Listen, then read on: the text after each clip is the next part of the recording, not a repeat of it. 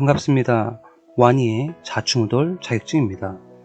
지게차 운전 기능사 필기시험을 대비해서 제가 10시간 정도 공부를 해서 77점으로 필기를 합격한 자료입니다. 기출문제 15회차분을 소팅을 했습니다. 즉 900문제를 간략하게 정리를 해서 최소한의 시간을 들여 문답 외우기 개념이라고 보시면 되겠습니다.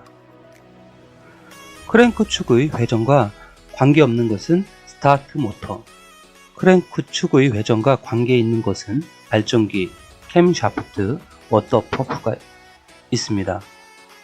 경유의 성질이 아닌 것은 옥탄가, 경유의 성질은 비중, 착화성, 세탄가가 있습니다.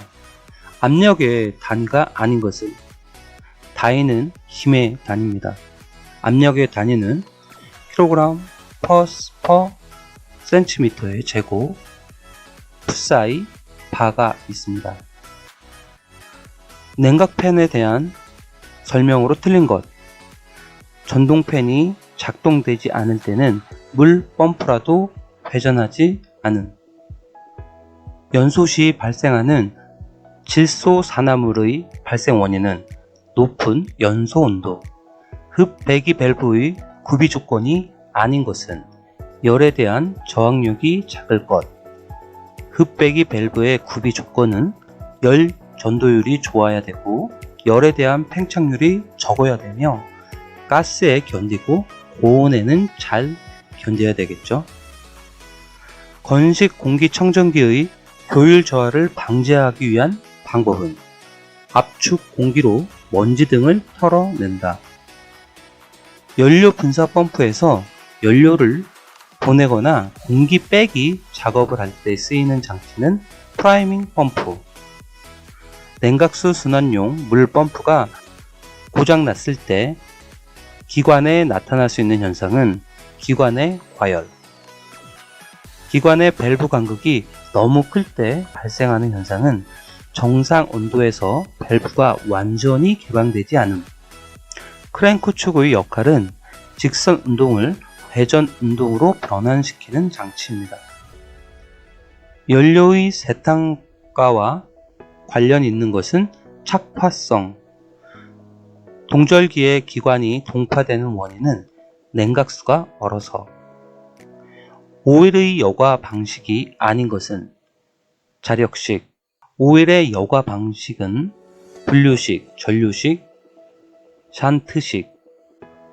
냉각 장치에서 밀봉 압력식 라디에이터 캡을 사용하는 이유는 냉각수의 비점을 높일 때. 라디에이터 캡의 스프링이 파손되었을 때의 현상은 냉각수 비등점이 낮아진다. 압력식 라디에이터 캡에 대한 설명으로는 냉각 장치 내부 압력이 부합이 되면 진공 밸브는 열린다. 라디에이터 캡을 열었을 때 냉각수에 오일이 섞여 있는 경우의 원인은 순행식 오일 쿨러가 파손될 경우. 라디에이터 캡 쪽으로 물이 상승하면서 연소 가스가 누출될 때의 원인은 실린더 헤드에 균열이 생겼을 때. 가압식 라디에이터의 장점으로 틀린 것은 냉각수의 순환 속도가 빠르다. 라디에이터 장점으로는 방열기를 작게 할 수 있고 냉각수의 비등점을 높일 수 있고 냉각수 손실이 적다. 열 에너지를 기계 에너지로 변환시켜 주는 장치는 엔진. 기관에서 밸브의 개폐를 돕는 것은 로커암. 기관의 예방, 정비 시에 운전자가 해야 할 정비와 관계가 먼 것은 딜리버리 밸브 교환. 운전자가 해야 할 일은 냉각수 보충해주고 연료 여과의 엘리먼트 점검을 하며 연료 파이프의 풀림 상태 조입을 해줘야 되겠죠.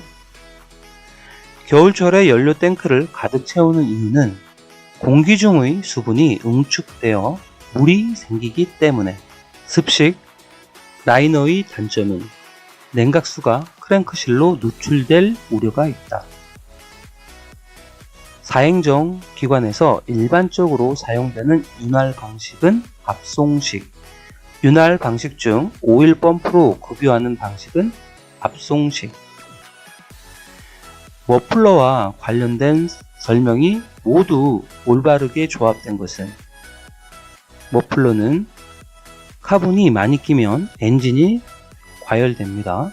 머플러가 손상되면 배기음이 커지고 카본이 쌓이면 엔진 출력이 떨어집니다. 운전 중 배터리 충전 표시 등이 점등될 시 점검해야 되는 부분은 충전 개통 점검을 해야 되겠죠. 연료를 압축하여 분사 순서에 맞추어 노즐로 압송시키는 장치는 연료 분사 펌프. 기관에서 캠축을 체인의 헐거움을 자동 조정하는 장치는 텐셔너. 1kW는 몇 PS인가? 1kW는 1.36마력입니다. 기관 출력을 저하시키는 원인이 아닌 것은 기관 오일을 교환했을 때, 출력을 저하시키는 원인은 연료 분사량이 적을 때, 노킹이 일어날 때, 실린더 내의 압축, 압력의 낮을 때입니다. 사행정 기관에서 크랭크축 기어와 캠축 기어와의 지름이비, 회전비는 1:2 및 2:1. 과급기에 대한 설명은 실린더 내의 흡입 공기량을 증가시킨다. 과급기를 부착하였을 때의 이점이 아닌 것은 압축 온도의 상승으로 착화 지연 시간이 길어진다. 그러면 과급기 부착했을 때의 이점은 고지대에서 출력의 감소가 적다, 회전력이 증가한다, 기관 출력이 향상된다. 기관 과급기에서 공기의 속도 에너지를 압력 에너지로 변환시켜 주는 것은 디퓨저.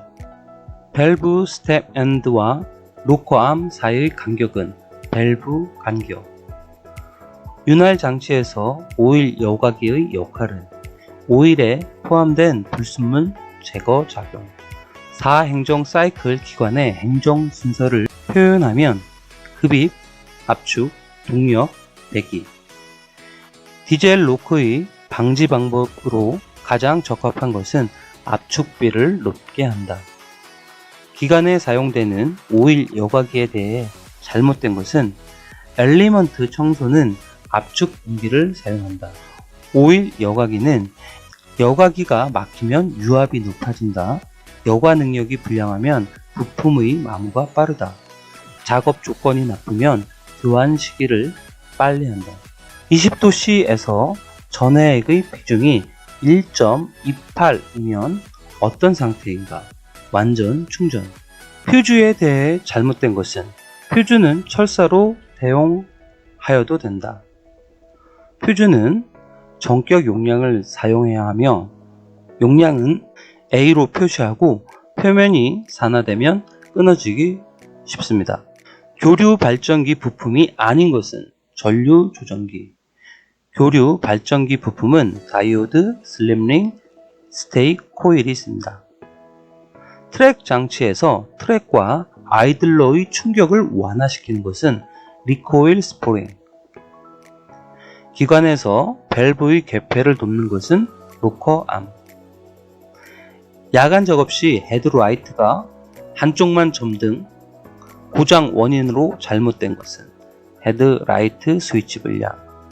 헤드라이트가 점등 등에 대한 문제가 있을 때는 전구 접지 불량 또는 한쪽 회로의 퓨즈 단선, 전구 불량이 있습니다. AC 발전기에서 전류가 발생되는 것은 스테이터 코일. 냉각수의 온도가 정상적으로 올라가지 않을 때의 원인은 수온 조절기의 열림이 있을 때, 방향 지시 등의 한쪽 등이 빠르게 전멸하고 있을 때 먼저 점검해야 할 곳은 전구. 건설 기계에 사용하는 교류 발전기의 구조에 해당하지 않는 것은 마그네틱 스위치. 일반적으로 기관에 많이 사용하는 윤활 방법은 압송 급유식. 예열 플러그의 오염 원인은 불완전 연소 또는 노킹. 교류 발전기에서 스테이터 코일에 발생하는 교류는 실리콘 다이오드에 의해 직류로 정류 시간 뒤에 외부로 끌어낸다. 트랜지스터의 회로작용이 아닌 것은 발열 회로. 트랜지스터의 회로는 지연 회로, 증폭 회로, 스위칭 회로입니다. 전조등 성능을 유지해 좋은 방법은 복선식으로 한다. 동력을 전달하는 계통의 순서는 피스톤, 커넥팅 로드, 크랭크축, 클러치. 교류 발전기에서 교류를 직류로 바꿔주는 것은 다이오드. 조명에 관한 용어의 설명으로 틀린 것은 조명의 단위는 루멘이다. 조명에 관련된 용어는 피조면의 밝기는 조도로 나타내고 광도의 단위는 CD이고 빛의 밝기를 광도라고 합니다.